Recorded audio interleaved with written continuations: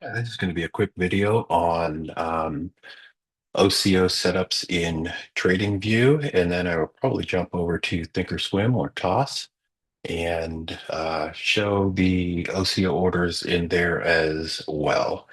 The OCO orders work a little bit different in Trading View. They're kind of automatic. Um, Whereas in most brokers, you have to actually pick that order type in order to set it up that way. And that's the reason I'm going to go between TradingView and TOS so you can see the difference there. Let me go ahead and share my screen and we'll go ahead and get started.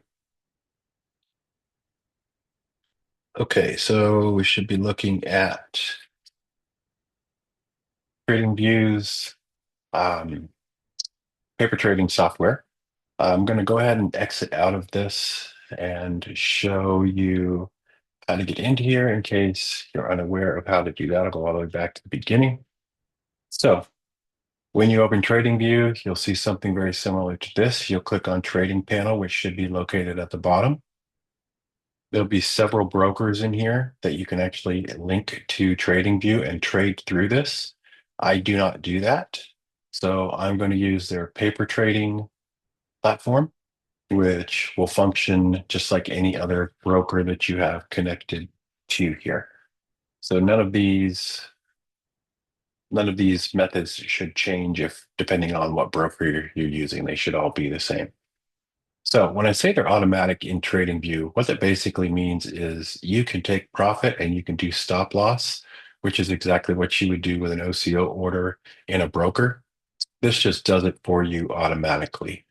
So a little bit easier through TradingView, but most people don't trade through TradingView. So um, I'll go into a regular broker and show you how it will look in there as well. The reason I'm doing this video is it was requested. So there's an individual who may link their account to this. So I wanted to know how to use this function. So I'm going to go ahead and just throw a quick bullish play on here, just so I have some numbers to reference. Let's pull this up here. Okay, so we're just going to go ahead and get in on a market order. And then I'll just move my entry down to wherever I need it to be. We're just going to do 10 shares. Actually, I'll set this up as a limit order so you can see the full process. So we're going to be 275.92 is our entry. So 275.92. And then we're going to go to our take profit. So we're going to check that box. So that's going to be our order up here. We can either drag this here or we can type it in here, whichever we want to do. To 279.14, we're going to go ahead and lower that to 14. And then we do our stop loss. Same thing. We can drag it down here, drop that there. So 271.79. So we can adjust that by 4 pennies. And we're going to be all set. So this is the original trade. Now I'm going to switch this over to market just so it triggers quicker. But you notice my take profit and my stop loss are the same. They remain the same. So I'm going to go ahead and hit buy. It gives me all my detail on what it just did for me. And now you can see that my position is listed on the screen here. You can go in and turn those on. I'll show you how to do that. If you go in here to trading, you'll see that you've got your positions. Let me move this out of the way. I'll show you what those are. I should toggle these on and off. So your positions are actually what you are in currently, your profit and loss.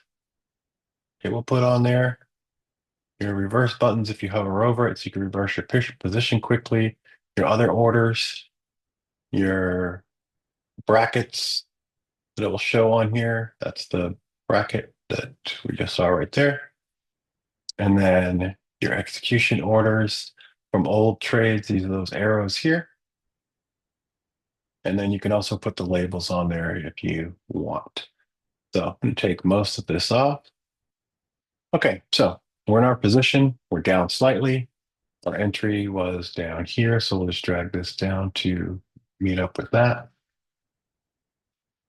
So this trade is in play right now. I'm going to manipulate the stop so it will come up here and get stopped out just so we can see what happens to the orders. Because right now, this is the active trade going on. This is the OCO part of the order, which is the two. So this and this are the OCO parts of the order. This is already executed. So when one of these gets triggered, the other one will disappear. So I'm going to take those off of there. I'm just going to drag this stop up right underneath there, hit modify, and as soon as it triggers, we'll see what happens with the order. Hopefully it triggers here pretty quick.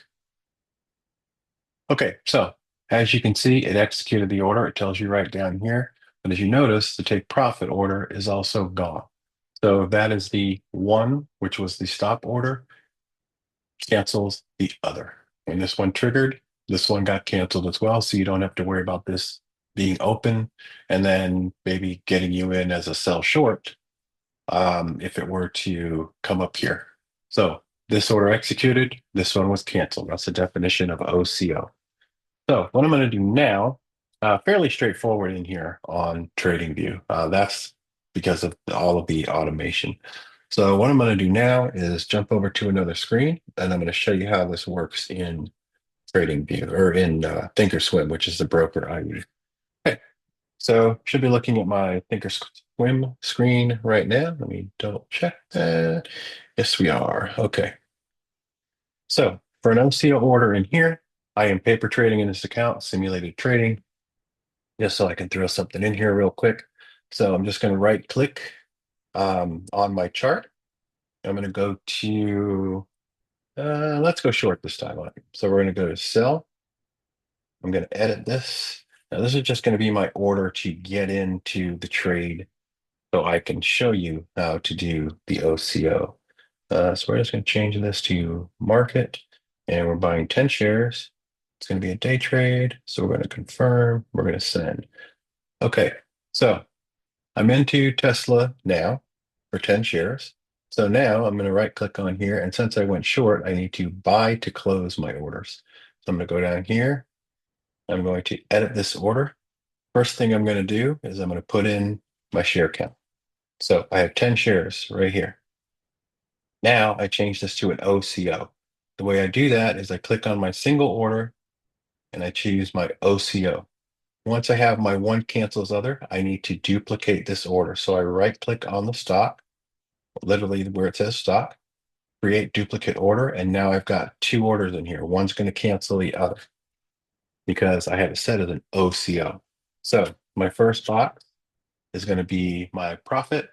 And let's just say 271. And my second order is going to be changed to a stop because that's going to be my stop loss. And we're going to change that to 279. Okay, so this is an OCO order. We've got our OCO, same amount of shares, 10 shares here, 10 shares there. We're buying them to close since we went short. We're looking for a target of 271, and we're looking for an exit of, or a stop of 279. So I'm going to hit confirm and send. It's going to bring this up and it's going to ask me to confirm this is what I'm looking at. Whenever I do this, I always look to make sure that at least one of them is a limit at 271, which is my profit, and then I make sure one is a stop at 279 for my OCO. I will generally check the numbers as well to make sure I have everything correct, but I definitely want to make sure that my target is a limit and my stop loss is a stop. Sometimes, let me go back to edit. Sometimes you will forget to change this down here from a stop because you'll notice when they first come out, they're both as limits. So if you forget to change this to a stop, it's going to stop you out immediately as soon as you submit this order because your limit order is going to be in the range that it's going to trigger automatically. So change this to a stop. And that's why I like to double check that I have remembered to take that critical step. Otherwise, I get stopped out wherever it's at. And then you hit send and your order will show up on here. So once your order is up on here, you just play in the fun waiting game that we all play in trading when we're waiting for our trades to hopefully run to target immediately in the next candle. Rarely does that happen. So instead of waiting for this, I'm going to go ahead and I'm going to drag this target all the way up to here, and I'm going to resubmit it. I still have my OCO on. Nothing has changed. All I did was change the target. So the OCO is still set. You can tell that over here. You can see a link on here. You can see this little chain link over here on the right. That tells you that your orders are linked. If you don't see this on your chart, when you believe you have an OCO set up, it is not an OCO. So that's critical that you see this link on here. Otherwise, that means you've done something incorrect and you need to go fix that so you don't get stuck with an open-ended order on one side or the other, depending on which gets hit, whether it's your target or your stop loss. Okay, so let's see if this can dip down just a little bit. Oops. Go ahead and turn that off. So hopefully we can get this to trigger. Um, oh, looks like it wants to go up. So we will slam our stop down really close. We'll send it. So one of these should trigger here very shortly. And once one triggers, the other one should disappear. And that will be the execution of the OCO. Getting close. Come on, couple of pennies.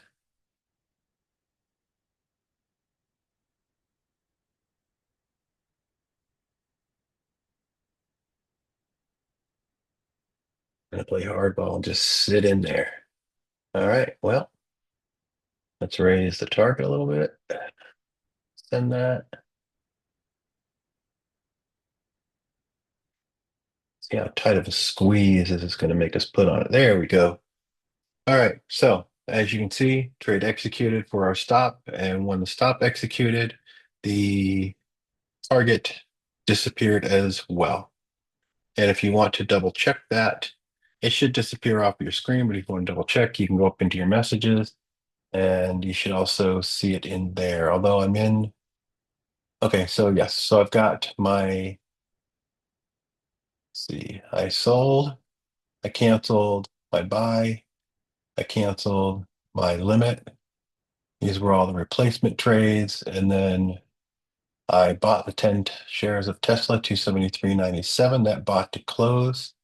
And my limit OCO canceled, replacing that was my limit replacement when I kept squeezing it in and out. And then here was the buy signal to get out of it. And you can see I'm out at the stop, and everything else has disappeared. So all is right with the world as far as getting out of that trade. And that was the basic OCO. Hope this helps, and you guys have a great day. Thanks.